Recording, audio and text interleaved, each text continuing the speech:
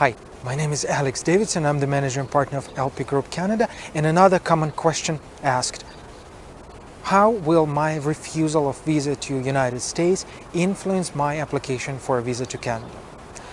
There is no unique answer, obviously, of course, to this question. But if you would allow me, I would split the answer into two. So if you're applying, depending on which visa you're applying for, if you're applying for the immigrant visa to Canada, the answer is there is no influence at all. So if you were refused a visa to United States, if you were refused a visa to Europe, to whatever country in the world, there is no influence on your immigration application to Canada, simply because you are not trying to come to Canada temporarily. What you're essentially telling the immigration authorities is that you are trying to relocate to Canada permanently.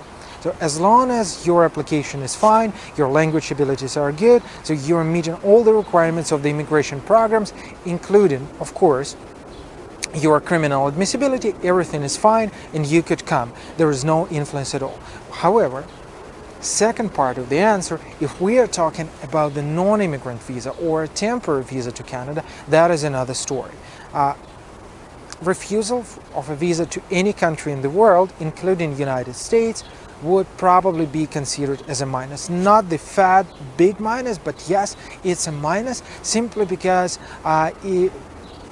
try to read the mind of an immigration officer, right? He or she is looking at the previous refusals, how many of those refusals were there, and if an immigration officer of one country decided that you're not admissible, or chances are you would not meet the requirements, or you would not leave a country after the period of your stay, well, maybe the same would work for Canada.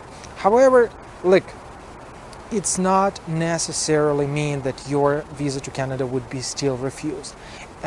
It will all depend on a number of circumstances. So say, for example, your visa history or travel history is that good and that refusal to the States happened years and years before, that Canadian visa officer would not look at it.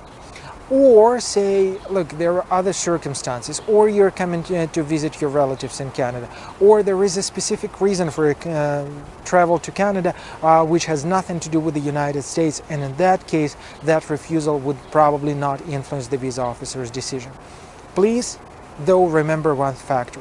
You would still have to mention that refusal, whether it happened long time ago, whether it happened quite recently. You would still have to mention that refusal in your Canadian visa application, simply because if you do not mention it, trust me, it would be found, it would be revealed, and your visa to Canada would be refused. So do not try to play and cheat with the visa officers.